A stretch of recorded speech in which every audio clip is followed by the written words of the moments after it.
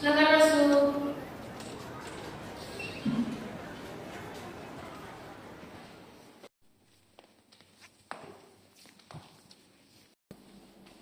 Permisi Bu Desta, selamat pagi. Selamat pagi, Nara. Silakan duduk. Jadi gini Bu Desta, saya ingin melaporkan ada sedikit masalah. Ada masalah apa?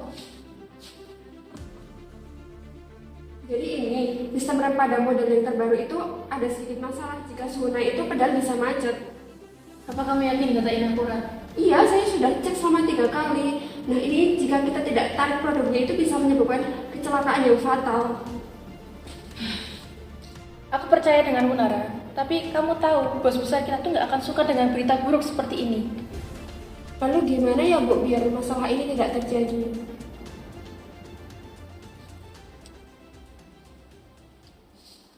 Baik, selamat pagi semua. Kali ini kita akan mulai rapat. Langsung saja kepada insinyur muda kita, Nara. Baik Bu, terima kasih. Jadi izin untuk menyampaikan masalah terkait dengan produk kita. Jadi gini Bu, kami menemukan indikasi kegagalan sistem rem pada model yang terbaru itu khususnya saat suhu kendaraan meningkat. Dan pedal rem cenderung macet atau tidak kembali dengan normal. Ini terdeteksi saat uji coba di suhu ruang lebih dari 35 derajat Celcius. Nah, masalah ini kan sangat krusial karena menyangkut keselamatan. Tim teknik sudah melakukan investigasi awal dan diduga penyebabnya adalah ekspansi material pada silinder rem yang tidak sesuai toleransi desain. Kami sadar ini sensitif dan beresiko tinggi secara reputasi. Namun kan kita harus prioritaskan keselamatan dan juga kepercayaan konsumen. Ini sih Bu, demikian laporan kami. Mohon arahan dan keputusannya dari Ibu Direktur bagaimana.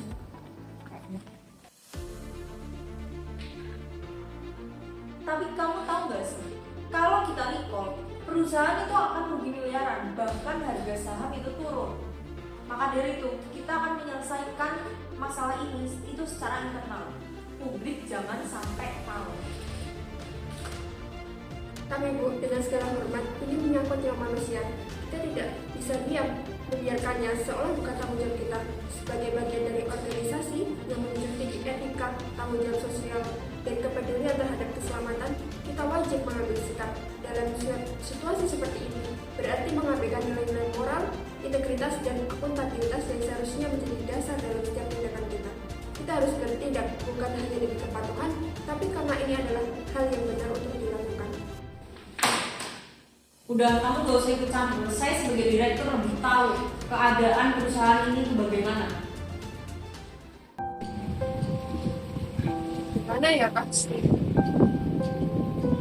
Ngapain Nara duduk di situ sendirian?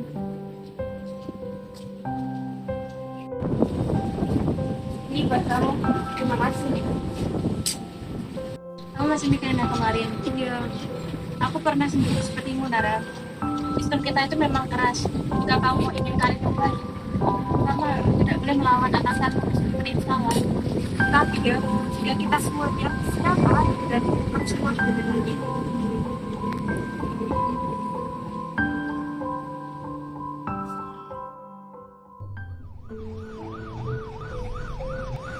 Karena kalian anak saya meninggal.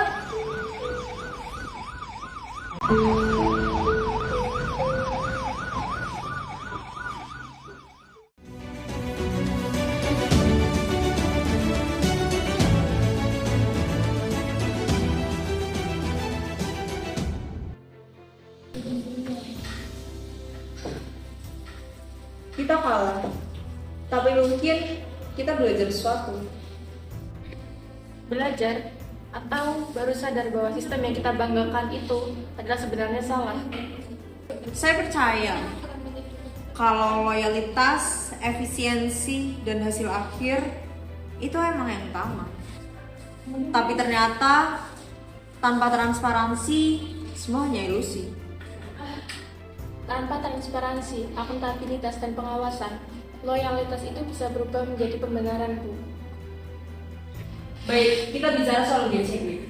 Di presentasi, di seminar, bahkan di laporan keuangan. Tapi nyatanya kita semua pakai itu sebagai bahan formalitas saja. EJG bukan hanya tentang dokumen saja, Bu, tapi seharusnya menjadi budaya dan merampas perusahaan dan kita kehilangan arah positif. Andai saja dari awal kita bisa menerapkan prinsip PCG ini, Bu. Seperti akuntabilitas, transparansi, dan tanggung jawab, isu ini bisa kita cegah, Bu. Kau benar, kita terlalu sibuk menjaga citra sampai lupa menjaga integritas. Citra bisa dibangun kembali, tapi jika integritas, jika hilang, itu akan sulit untuk dibangun kembali. Ini bukan soal suara siapa yang lebih besar, tapi siapa yang benar. Oke, saya mengakui bahwa saya salah. Jadi mulai hari ini kita harus berhenti pura-pura. Kalau kita mau bangkit, kita harus ubah cara pikir kita. Karena kita harus menjalankan GCG itu bukan karena kewajiban, tapi karena itu benar. Dan biarkan suara kecil seperti Nara menjadi bagian dari sistem, bukanlah menjadi korban dari sistem ini.